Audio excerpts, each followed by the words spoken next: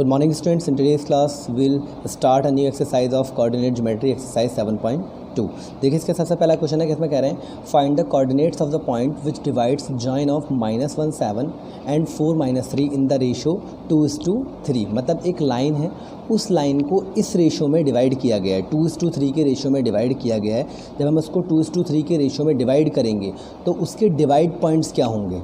मतलब आपका एक ये लाइन है, लाइक इस टाइप से आपकी एक लाइन है, ये जॉइनिंग पॉइंट्स दे रखे हैं। जॉइनिंग पॉइंट्स इनको बोलते हैं, ये नाम दे देता हूँ मैं ए बी, और ए के कोऑर्डिनेट्स आपके हैं -1 एंड 7 और बी के कोऑर्डिनेट्स आपके हैं 4 एंड -3। ये आपके जॉइनिंग पॉइंट्स हैं। और विच divide the joining points in the ratio. अब रेशो जो है, अब देखो हमने अभी जो पढ़ा था पीछे अपनी लास्ट एक्सरसाइज में, उसमें हमने पढ़ा था इक्वी डिस्टेंस। इक्वी डिस्टेंस का मतलब यहाँ से कोई भी ऐसा पॉइंट होता है जो कि इक्वल डिस्टेंस पर डिवाइड करता है, लेकिन रेशो में यहाँ पर ये इक्वल डिस्टेंस पर नहीं है। यहाँ पर ये रेशो में डिवाइड करने का मतलब है, जैसे मान लिया हमारे पास 10 टॉफ़ीज़ हैं। अब 10 टॉफ़ीज़ को एक तो ये तरीका ये है कि मैं 2 बच्चों में डिवाइड करनी है, मुझे 10 टॉफ़ीज़, तो मैं इक्वल दे दूँ, 5 दे दूँ, या ऐसे इस तरह से कर सकता हूँ कि मैं रेशो की फॉर्म में दूँ, मतलब 2:3 में दूँ या फिर 3:2 में दूँ। अगर 2:3 में दूँगा तो ऑब्वियस सी बात है पहले वाले को कम मिलेंगी, दूसरे वाले को ज़्यादा मिलेंगी, क्योंकि उसका रेशो ज़्यादा है। और अगर 3:2 करूँगा तो पहले वाले को ज़्यादा मिलेंगी, दूसरे वाले को कम मिलेंगी, क्योंकि उस टाइम उस रेशो चेंज हो गया। तो यहाँ पर भी यही है, लाइन का मतलब है कि लाइन, इस लाइन को इस रेशो में डिवाइड करना है कि दोनों को जब हम डिवाइड करें, इस लाइन को डिवाइड करें, उसके डिवाइड पॉइंट क्या होंगे। जैसे 2:3 है तो इसका मतलब कुछ रेशो इस तरह से होगा, यहाँ पर होगा 2:3 का मतलब टोटल आपका 2 है, ये 2 हो जाएगा और ये मान लिया 3 हो गया, तो टोटल 5 है। जो इस लाइन को डिवाइड किया गया है वो 5 रेशोज़ में डिवाइड है। अब 5 का मतलब ये है एक को 2 मिले और एक को 3 मिले। ये 2 का मतलब है 2 पार्ट्स, टोटल 5 पार्ट में से उसको 2 पार्ट मिले उस लाइन को, और दूसरा वाला जो है वो उसको 3 पार्ट मिले। तो टोटल पार्ट कितने हैं, 5 है इस लाइन के। लाइक एक यहाँ पर है, 2 3 4 और टोटल 5 बने। 5 में से पहले वाला का जो है वो 2 है और दूसरे वाले का 3 है। तो मैं यहाँ पर मुझे जो ये कोऑर्डिनेट्स आएंगे ये फाइंड करने हैं कि यहाँ पर जो कोऑर्डिनेट्स आएंगे वो कोऑर्डिनेट्स क्या होंगे, वो हमें फाइंड करने हैं। अगर इस लाइन को मैं ए बी लाइन को इस रेशो में डिवाइड करता हूँ तो जो डिवाइड पॉइंट्स हैं वो क्या होंगे, वो हमें फाइंड करने हैं। तो उसके लिए एक फार्मूला बनाया गया जो मैंने आप लोगों को लिखवाया था, सेक्शन फार्मूला। यहाँ पर वही हम वो सेक्शन फार्मूले का ही यूज़ करेंगे। सेक्शन फार्मूला आपको जब इंट्रोडक्शन दिया गया था तभी आप लोगों को ये फार्मूला, सारे फार्मूले जो है मैंने एक्सप्लेन भी किए थे और लिखवाए भी गए थे आपको। जी देखिए, अब हम जस्ट इसके अंदर फार्मूले के अंदर जो है अपनी वैल्यूज़ पुट करेंगे। यहाँ पर हमारा m1 जो है वो क्या है, 2 है, तो यहाँ पर हम लिखेंगे 2 × और x2 हमारा जो है वो यहाँ पर 4 है, 2 × 4 प्लस m2 हमारा यहाँ पर है 3 × x1 हमारा यहाँ पर है -1 अपॉन m1 + m2 हो जाएगा 2 + 3, कॉमा m1 हमारा यहाँ पर 2 है और y2 हमारा यहाँ पर -3 है और प्लस m2 हमारा यहाँ पर 3 है और y1 हमारा यहाँ पर 7 है अपॉन m1 + m2, मतलब ये आपका हो जाएगा 2 + 3। ये हमने इसमें वैल्यूज़ पुट की हैं, जो भी हमारी वैल्यूज़ से सब मैंने लिख रखी हैं, x1 y1 x2 y2, और ये आपका जो है वो m1 m2 सब चीज़ आपकी गिवन है यहाँ पर। ठीक है, बस अब जस्ट इसको मल्टीप्लाई करनी है। पहले बोर्ड मास के अकॉर्डिंग हमें करना है, इसको हम प्लस नहीं कर सकते, पहले मल्टीप्लाई करनी होगी इनको। 2 4 8 हो जाएगा और ये प्लस माइनस की वजह से माइनस हो जाएगा, 3 1 3, और ये आपका 2 + 3 5 हो जाएगा। जस्ट यहाँ पर भी इस तरह से 2 3 6 माइनस का 6 एंड 3 7 21 अपॉन 3 + 2 आपका कितना हो जाएगा, 5 हो जाएगा। नेक्स्ट स्टेप लेंगे हम यहाँ पर 8 - 3 आपका 5 अपॉन 5, कॉमा 21, ये प्लस है आपका यहाँ पर, 21 में से 6 माइनस करेंगे तो आपका 15 आएगा पॉजिटिव, क्योंकि पॉजिटिव टर्म आपके यहाँ पर ग्रेटर है। 5 को 5 से कैंसिल करेंगे तो आपका 1 आ जाएगा और 5 3 15। तो ये आपके डिवाइड पॉइंट से ही जो आपसे पूछे गए थे, ये 1 और 3, ये इस टाइप से आप इस क्वेश्चन को कर सकते हैं। ठीक है, ये आपका सेक्शन फार्मूला तभी यूज़ करते हैं जब किसी भी लाइन को रेशोज़ की फॉर्म में हमें डिवाइड करना हो। Okay, come to the next question. जी देखिए, हमारे यहाँ पर सेकंड क्वेश्चन है, इसमें कह रहे हैं find the coordinates of the points of trisection of the line segment joining these and these. मतलब एक लाइन है, उस लाइन के जॉइनिंग पॉइंट्स गिवन है हमारे यहाँ पर, जिसको हम नाम दे सकते हैं ए बी। वो कोऑर्डिनेट्स हैं आपके 4 एंड -1 एंड -2, -3, यानी हमारे यहाँ पर जो है वो यहाँ पर x1 y1 और x2y2 ये हमारे गिवन है, ठीक है।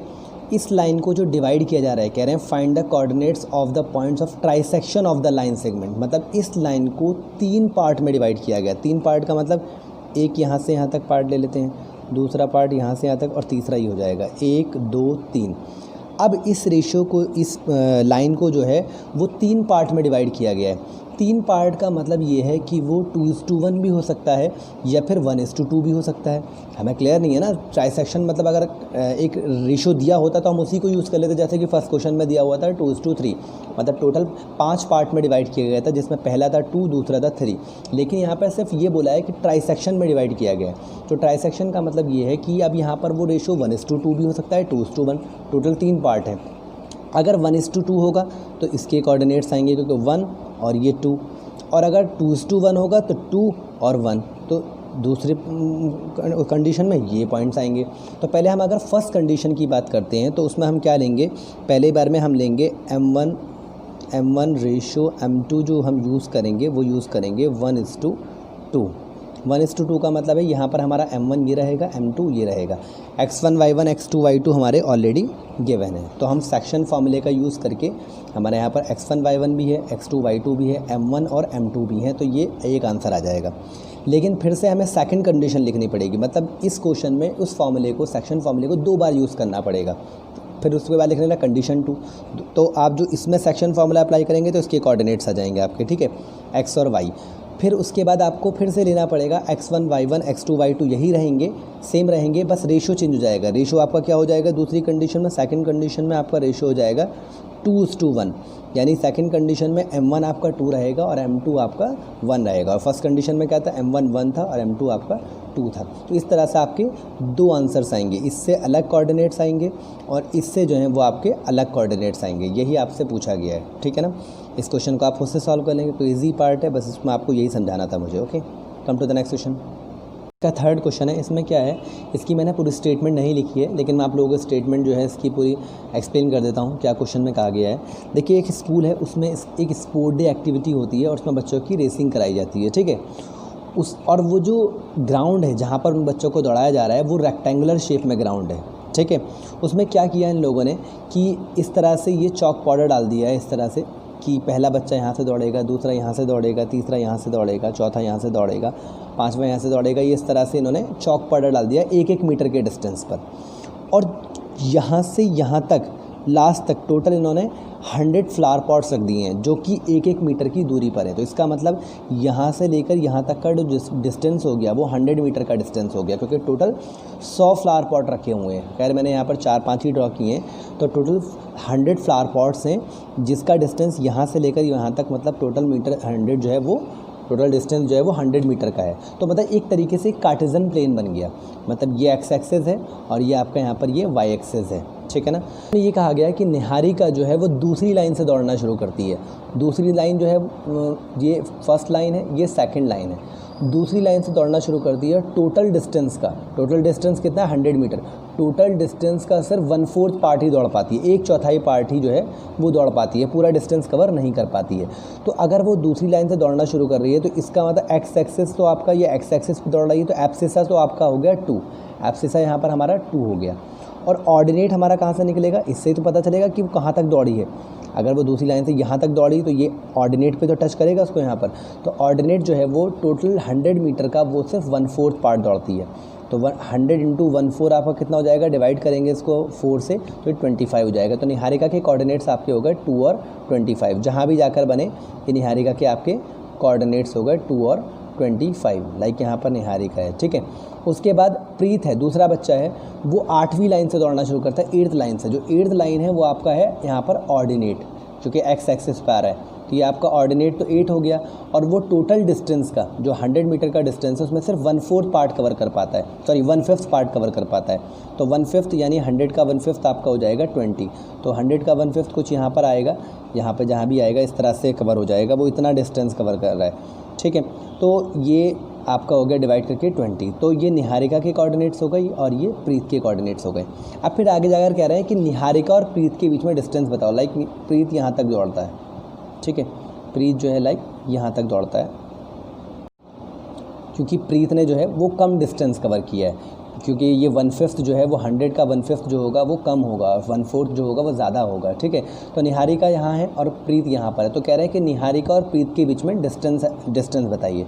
तो आप क्या कर सकते हैं, दोनों के बीच का डिस्टेंस निकाल सकते हैं, जो कि हमने लास्ट एक्सरसाइज में पढ़ा था। डिस्टेंस फार्मूला हमारा, आप इसमें यहाँ पर नाम दे दीजिए x1 y1 और x2 एंड y2। तो यहाँ पर यह x1 y1 x2 y2 हो गया, तो लिख लेना distance between Niharika and Preet. Distance formula वही √x2 - x1 का whole square plus y2 - y1 का होल स्क्वायर। लास्ट एक्सरसाइज में हमने वही डिस्टेंस फार्मूले का ही यूज़ किया था, तो इनके बीच में आप डिस्टेंस फाइंड कर सकते हैं। एक पार्ट आपका यहाँ से ये हो गया, ये फर्स्ट पार्ट आपका हो जाएगा डिस्टेंस निकालने वाला, ठीक है। डिस्टेंस के बाद एक सेकेंड पार्ट और है इसके अंदर, क्वेश्चन के अंदर, जो पार्ट की फॉर्म मैंने दिया हुआ है मैं पार्ट में डाल ले रहा हूँ। तो इन्होंने फिर ये कहा कि एक थर्ड स्टूडेंट है जिसका नाम है रश्मि। रश्मि जो है वो जस्ट इनके बीच में जाकर, मतलब जहाँ निहारिका और जहाँ प्रीत है उनके जस्ट बीच में जाकर एक फ्लैग लगाती है। तो अब हमें ये भी नहीं पता कि जस्ट इनका जो मिड होगा वो क्या होगा, बीच मतलब मिड होगा, मतलब बिटवीन जो होगा एग्जैक्टली मिड में है, तो मतलब वो मिड पॉइंट फार्मूला अप्लाई करना पड़ेगा। हमें मिड पॉइंट फार्मूले से ये भी पता चल जाएगा कि वो जो रश्मि है वो कौन सी लाइन से दौड़ी और कितना डिस्टेंस कवर किया।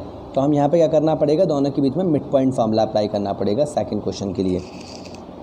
मिड पॉइंट फार्मूला, ये मिड पॉइंट फार्मूला क्या होता है मैंने आप लोगों को इंट्रोडक्शन में बताया था। हम इसमें क्या करते हैं, x1 + x2 upon 2 comma y1 + y2 upon 2, इस तरह से हम यहाँ पर जो है वो डिस्टेंस फार्मूला अप्लाई कर सकते हैं, ठीक है। x1 + x2 upon 2 comma y1 + y2 upon 2। Distance mid point फार्मूले का यूज़ सभी किया जाता है जब किसी चीज़ का मिड निकालना हो, एग्जैक्टली बीच निकालना हो, ठीक है।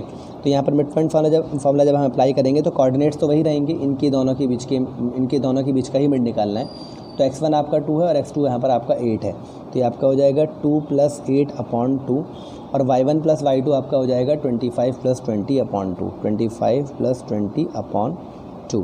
तो 8 + 2 हो गया 10 अपॉन 2, और 25 और ये 20 हो गया आपका 4 अपॉन 2।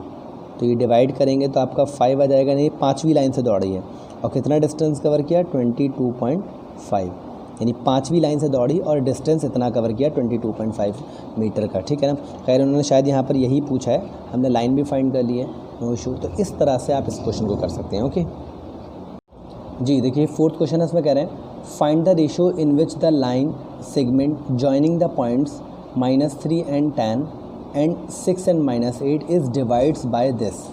देखिए इस क्वेश्चन में कह रहे हैं कि आपको इस क्वेश्चन में रेशियो नहीं दिया हुआ है, जो हम सेक्शन फार्मूले का यूज़ करके जो वहाँ पर रेशियो यूज़ करते हैं x1 y1 x2 y2 और रेशियो का यूज़ करके कोऑर्डिनेट्स निकालते हैं, वो कोऑर्डिनेट्स ही दे दिए हैं इन्होंने यहाँ पर। ये जो डिवाइड पॉइंट्स हैं ये वो फाइनल आंसर दे रखा है। लाइक एक लाइन है आपकी, ठीक है, लाइन है, उसके जॉइनिंग पॉइंट्स होते हैं जो आपको मैंने फर्स्ट और सेकंड क्वेश्चन में बताया था, A एंड B। ये जॉइनिंग पॉइंट्स आपके दे रखे हैं -3 and 10, और ये आपके हैं यहाँ पर 6 and -8, ये पॉइंट दे रखे हैं जो हम रेशो यूज़ करके यहाँ के कोऑर्डिनेट्स निकालते हैं। जो भी रेशो होता है, हमें नहीं पता कि अभी क्या रेशो है, तो यहाँ पर ले लेते हैं P। तो वो डिवाइड पॉइंट्स ही दे दिए हैं, जो हम आंसर निकालते हैं, जो कोऑर्डिनेट्स निकालते हैं सेक्शन फार्मूले का यूज़ करके, वो आंसर ही दे दिए हैं। क्या नहीं दिया हुआ, रेशियो नहीं है, मतलब हमारे पास m1 और m2 नहीं है, तो वो हमें m1 और m2 फाइंड करना है। यहाँ पर ये अपोजिट क्वेश्चन है उसका, ठीक है। रेशियो होता है, हमें ये निकालने होते हैं, इस बार रेशियो ना देकर ये दे दिए हैं। तो इस कंडीशन में जब कभी भी आपके पास रेशियो ना हो तो रेशियो हम वहाँ पर लेट कर लेते हैं। Let the ratios are m1 और m2 को हम वहाँ पर क्या लेट कर लेते हैं, k:1। तो यहाँ पर हमारी सभी वैल्यूज़ गिवन हैं, x1 y1 x2 y2, और m1 हमारा यहाँ पर k है और m2 हमारा यहाँ पर जो है वो 1 है। एक्चुअली हमें यहाँ पर k फाइंड करना है, जो भी हमारा k आएगा वहीं से हमारा रेशियो फाइंड हो जाएगा, ठीक है। तो k जो हम रखेंगे वो या तो इसके इक्वल रख देते हैं, जैसे देखिए ये हमारे जो हम सेक्शन फार्मूला यूज़ करके जो एक एक्स एब्सिस आता है और यहाँ से ऑर्डिनेट आता है, मतलब लास्ट में आके हमारे 2 कोऑर्डिनेट्स फाइंड होते हैं। वो जो 2 कोऑर्डिनेट्स फाइंड होते हैं वो ही यहाँ पर हमारे जो हैं वो 2 कोऑर्डिनेट्स जो होते हैं वो हमारे यहाँ पर गिवन है -1 and 6। तो इसका सॉल्यूशन हम इसके इक्वल रख सकते हैं -1 को, एब्सिसा के इक्वल, और ऑर्डिनेट के इक्वल रख सकते हैं हम 6 को। तो हमारी मर्ज़ी, हम चाहे इसके इक्वल रख के निकालें या फिर इसके इक्वल रख के निकालें, क्योंकि रेशियो दोनों में होता है। m1 m2 वो रेशियो जो होता है वो दोनों में होता है। हम दोनों में से किसी के भी इक्वल रख कर निकाल सकते हैं, वो आपकी मर्ज़ी है। चलिए इसके इक्वल रख लेते हैं। यहाँ पर हमारा m1 जो है वो क्या है, हमारा m1 k है, के इंटू x2 हमारा यहाँ पर जो है वो यहाँ पर 6 है, प्लस m2 हमारा यहाँ पर है 1 इंटू x1 हमारा यहाँ पर क्या है, x1 हमारा यहाँ पर -3 है, ठीक है, डिवाइडेड बाय m1 हमारा k है और m2 हमारे यहाँ पर 1 है, इक्वल टू हम क्या रख सकते हैं, -1 के इक्वल रखेंगे। और अगर इसके इक्वल रख रहे थे तो हम इसको 6 के इक्वल रखते हैं, ठीक है। यहाँ पर हम वैल्यू फाइंड करेंगे, 6 की k से मल्टीप्लाई करेंगे, ये आपका 6k हो जाएगा और 1 3 ज़ा 3 प्लस माइनस का 3 अपॉन ये आपका हो जाएगा k + 1 इक्वल टू -1। तो 6k - 3 की 1 से मल्टीप्लाई करेंगे तो 6k - 3 ऐसे ही रहेगा, इक्वल टू क्रॉस मल्टीप्लाई में फ्रैक्शन ख़त्म हो जाता है, इक्वल की लेफ्ट हैंड साइड और राइट हैंड साइड बन जाती है, ठीक है। इसकी इधर मल्टीप्लाई की इधर आ गया और -1 की मल्टीप्लाई इससे होगी k + 1 से। जब -1 की मल्टीप्लाई k + 1 से होगी तो नेगेटिव की वजह से ये दोनों साइन अपोजिट हो जाएंगे। मतलब अगर ये प्लस का k है तो माइनस का k हो जाएगा, और अगर ये प्लस का 1 है तो आपके यहाँ से ये -1 हो जाएगा, क्योंकि मल्टीप्लाई 1 से हो रही है इसलिए नंबर पर कोई इफेक्ट नहीं पड़ेगा। अगर नंबर 2 या 3 होता तो वो उसमें मल्टीप्लाई हो जाती है, 1 है तो 1 से कोई मतलब नहीं है हमारा, ठीक है। तो 6k के पास मैं k को शिफ्ट कर देता हूँ, ये प्लस हो जाएगा क्योंकि हम इनको कंबाइन नहीं कर सकते, अनलाइक टर्म्स हैं ये। 6k यहीं पर रखा, ये वाला k उधर जाके शिफ्ट हो गया, ये -1 अपने प्लेस पर है और ये उधर जाकर 3 प्लस का हो गया। 6k + k आपका हो जाएगा 7k और 3 में से 1 जाएगा तो आपका 2 बचेगा। अब यहाँ पर k ऐसे ही रहेगा, 2 के पास डिवाइड में चला जाएगा आपका 7। तो k आपका क्या आ गया, k = 2/7 का मतलब ये है कि आपका रेशो जो है वो आपका 2:7 है। ये 1 था इसलिए 7 1 ज़ा 7 ऐसे ही रहेगा, ठीक है ना। k की वैल्यू जो है वो 1 इसीलिए लिखा जाता है कि 1 से अगर कोई भी नंबर मल्टीप्लाई होता है तो वो नंबर वही कंप्लीट नंबर बन जाता है, 1 से कोई फ़र्क नहीं पड़ता, ठीक है। तो रेशियो जो आपका आया वो कितना आया, 2:7 आएगा। इसका मतलब आपका m1 जो है वो यहाँ पर 2 है और m2 जो है वो यहाँ पर आपका 7 है। तो इस तरह के बहुत से क्वेश्चन आएंगे। ये तो अभी डिवाइड पॉइंट्स दे रखे थे, डिवाइड पॉइंट्स इसकी जगह पर वो x एक्सिस या y एक्सिस भी दे सकते हैं। अगर उन्होंने ये कहा कि जॉइनिंग पॉइंट्स गिवन है आपके और जो डिवाइड पॉइंट्स हैं वो x एक्सिस पर डिवाइड कर रहा है। x एक्सिस का मतलब होता है x एंड 0। x एक्सिस अगर होगा तो आप इसके इक्वल नहीं रख सकते, क्योंकि ऑलरेडी हमारे पास k नहीं है और आप ऊपर से x लिख लेंगे तो वो भी नहीं आ पाएगा। तो हम क्या रखेंगे, जो हमारा ये y वाला है इस पोर्शन की इक्वल 0 को रख देंगे हम, क्योंकि हमारा यहाँ से एब्सिसा के सॉल्यूशन नहीं है, वो यहाँ पर x है और हमारा इसका सॉल्यूशन जो है वो इसका सॉल्यूशन क्या दिया हुआ है, मतलब इसका जो ऑर्डिनेट दे रखा है वो हमारा 0 है। तो हम इस कंडीशन में अगर x एक्सिस होता है तो आप इसके इक्वल रखेंगे, यानी इसमें वैल्यू पुट करके इसके इक्वल 0 को रखेंगे। और अगर आपका y एक्सिस होता है तो y एक्सिस में आपका क्या हो जाता है, 0y हो जाता है। y एक्सिस का मतलब ये y एक्सिस पे कोई लाइन लाई करती है तो वहाँ पर x हमारा 0 होता है और y हमारा y रहता है, जो भी पॉइंट जो भी ऑर्डिनेट दिया होगा आपको वहाँ पर। तो अगर y एक्सिस होगा तो 0y होगा, y 0 मत कर देना, 0y होगा तो हम इसके इक्वल रखेंगे 0 को यहाँ पर, ठीक है ना। अगर आपके डिवाइड पॉइंट दे रखे हैं exactly x axis y axis नहीं है, ऐसे ही डिवाइड पॉइंट दे रखे तो आप दोनों में से किसी के इक्वल भी रख के रेशो निकाल सकते हैं, बात एक ही है, दोनों से एक जैसा ही आएगा। लेकिन अगर x एक्सिस दिया है तो आप y वाले के इक्वल यानी ऑर्डिनेट में रख के निकालना, इक्वल टू 0 रखकर। और अगर y एक्सिस है तो आप y में x में रख कर निकालना, वहाँ से आपका रेशो फाइंड हो जाता है। तो वो रेशो फाइंड करने के बाद वो आपसे कभी कभी क्वेश्चन में ये भी पूछा सकता है कि x या y की वैल्यू फाइंड करो। अगर x एक्सिस होगा तो x की वैल्यू फाइंड कीजिए, y एक्सिस होगा तो y की वैल्यू फाइंड कीजिए। अगर आपसे x एक्सिस x की वैल्यू पूछें तो आप इसमें रख के निकाल देना। m1 m2 आपका ऑलरेडी आ चुका होगा यहाँ से, उसके बाद x1 y1 x2 y2 आपका ऑलरेडी था, तो वहाँ से आपका ये जो सॉल्यूशन आएगा, जो ये एब्सिसा आएगा वही x की वैल्यू हो जाएगी। और अगर ऑर्डिनेट होगा तो इसमें रख के निकाल देना, वो ऑर्डिनेट की वैल्यू हो जाएगी। इस टाइप से आपकी रेशो वाला, अगर रेशो गिवन नहीं है तो आप इसको केस टू 1 वाले मेथड से कर सकते हैं। Okay, thank you.